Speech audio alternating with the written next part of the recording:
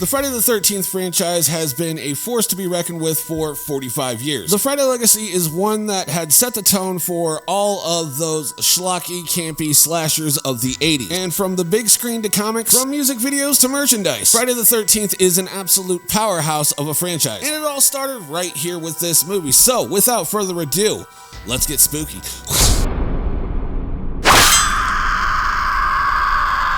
Greetings everyone, my name is Nightshade, this is The Night Shift, a home for all things spooky, and today we're looking at Friday the 13th, released in 1980. Now, I absolutely adore the Friday the 13th franchise. It's much like going to McDonald's, you know exactly what you're gonna get, and the quality varies depending on the day.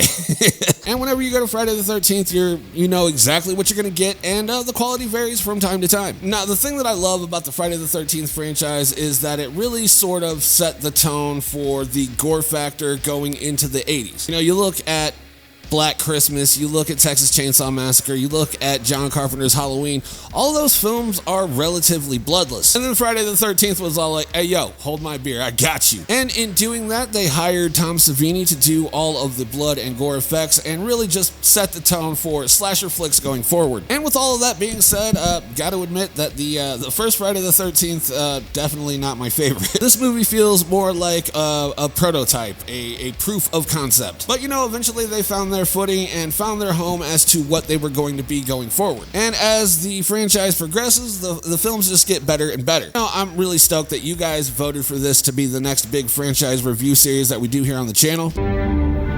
I love democracy. And now that it's here and we are knocking it out, let's go ahead and get into the review. Now for this review, what I'm going to be doing is I'm going to be breaking this down into two categories, the positives and the negatives. Let you know what I liked about this film and what I didn't like about this film. Then I'm going to tell you my favorite scene and tell you why it is in fact my favorite scene. And then when all of that is done and dusted, we will score this film out of a possible 10 points and end the video. Here on The Night Shift, we always start things off on the bright side with...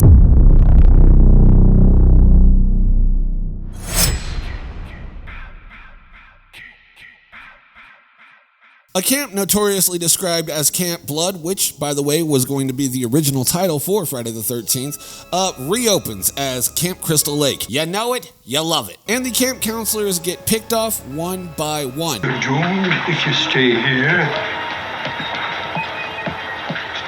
This place is cursed. Cursed. It's got a death curse. And that's pretty much the majority of all of these films, give or take a couple of sequels. And like I said in the intro, with the Friday franchise, you know exactly what you're going to get.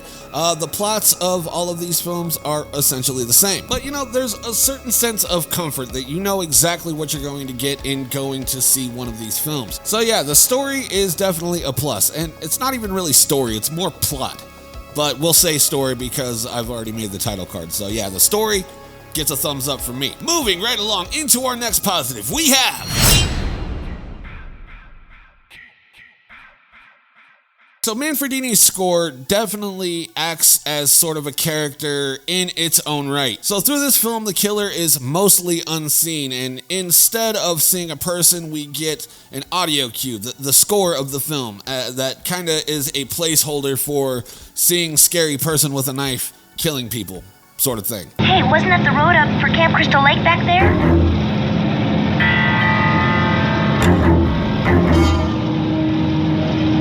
I think we better stop. I think it's a very clever way to convey a sense of danger without revealing anything at all at the same time, if that makes sense. But yeah, the score definitely had to make it here on my positives list. Let's keep this train a-chugging along with our next positive, which is...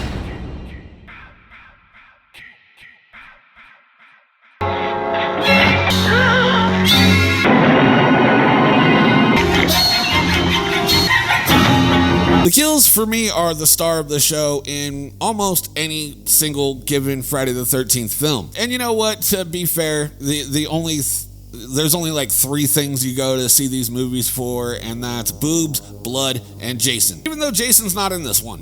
And the kills in this one are really good. Even though that this is a dated movie, the kills still pretty much hold up. Just so long as you don't watch like the 4K HD transfers. But the kills were constructed by Tom Savini, and Tom Savini is a legend in his own right. I mean, it's fucking Tom Savini. Do I even need to say anything else? Like, I could just be like Tom Savini and be like, oh, yeah. You're right. Yeah. Uh-huh. Yeah.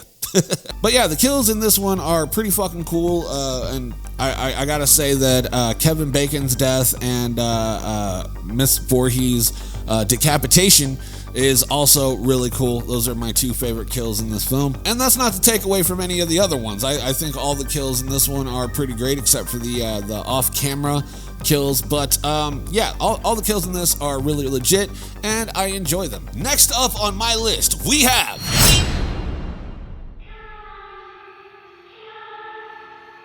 Now, Betsy Palmer as Mrs. Voorhees is the absolute best. In my heart of hearts, she is a slasher icon in her own right. Kill her, Mommy. Kill her.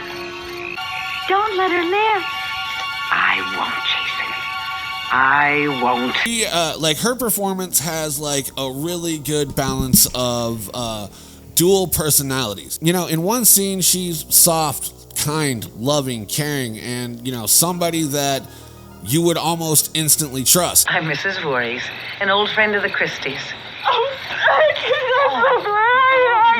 No.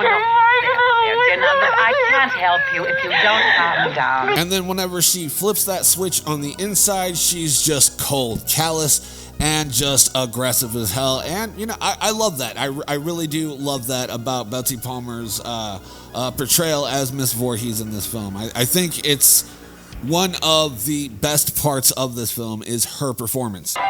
You let him drown. You never paid any attention. Look what you did to him. Look what you did to him. And to be fair, like, she's the most seasoned actor in this film. It's a bunch of unknown people at the time. So, yeah. Obviously, she was going to be the better actor in this film, but yeah, I love her portrayal and her maniacal nature towards the end. I think she's great. I think she's a great horror icon. And that's just about going to do it for my positives list. So now we move on to the not so bright side of things with...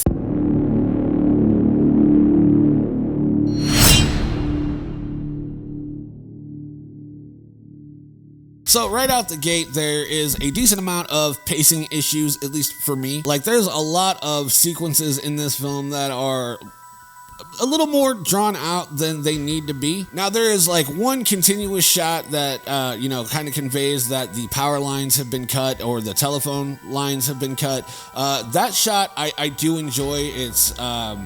It's very cinematic and very well done. That being said, there are a lot of scenes in this film that just need a little bit of fat trimmed off of them, just like a very little bit. And, you know, if you trim down the fat on some of these scenes, like, you might get a shorter movie, but it would be a better paced film for sure. I don't know, like, whenever I was rewatching this film for this review, there were just a couple things that were just off, just a little off, that I think could have been done a little bit shorter, but you know, it is what it is. So next up on the chopping block, we have...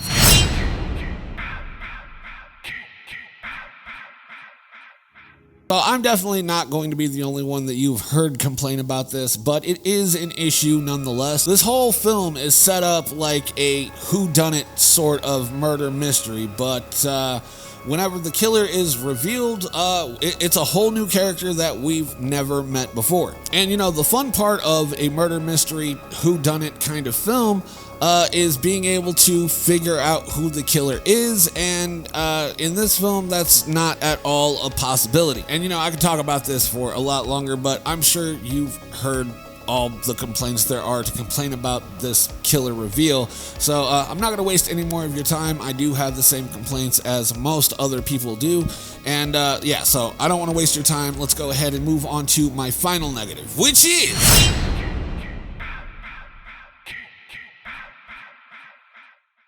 Now, this film is for sure dated, and this is not a negative for me. I love those old, cheesy, corny movies and old, you know, like film grain and low quality, low budget, old school slashers of the 80s.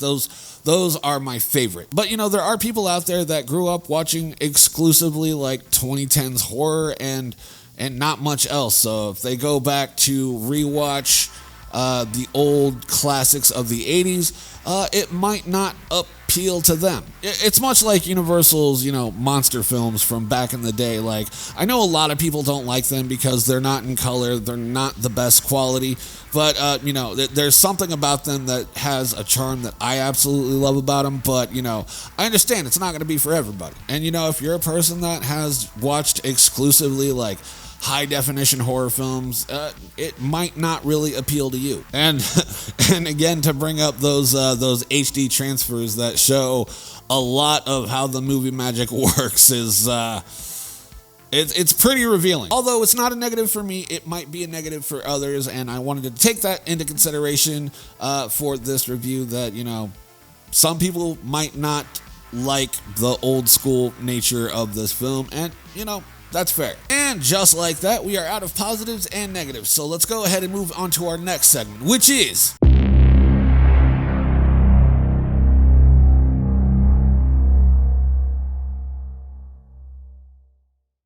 So this part was actually going to be in the positives list, but I felt it would be redundant if, my favorite scene was also the ending scene, and I didn't want to, repeat myself a whole bunch. Even though I always seem to find a way to do that in these review series, I'm trying to be a little bit better about it. But the Swamp Boy Jason jump scare ending is by far my favorite scene in this film. Now, before I ever watched this film, for the first time, I had seen plenty of other Friday the 13th films before I even watched this one. So, the cliched jump scare ending at the end didn't really surprise me. But what I will say is that out of all of them, this one is probably my favorite. Little Swamp Boy Jason, designed by Tom Savini. I mean, what the fuck's not to love about that? But also, I just love the way that they set up the jump scare. The setting is very serene. We got Alice floating out on the lake on a boat, and, she feels safe. We, the audience, feel safe.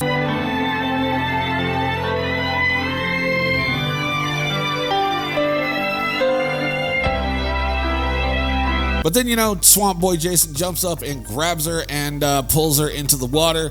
And even though that was a fake ending, it's one that I very much enjoy. And usually I don't like the it was just a dream type of endings, but for me, personally, this one just works. Now, with all of that out of the way, I'm going to go ahead and score this a solid 5 out of 10. This one is very much a middle-of-the-road sort of film in this franchise, and it's definitely not my favorite. It's probably somewhere in the middle to bottom. And that's not to say that it's a bad movie, but the other movies are just a little bit better. So that is just about going to do it for me. If you liked the video, let me know by leaving me a like. Comment down below what you want to see on the channel next. I will do my best to accommodate. I really will. And until next time, my name is Nightshade. This has been The Night Shift, and I will see you in the next video. Stay spooky, my friends.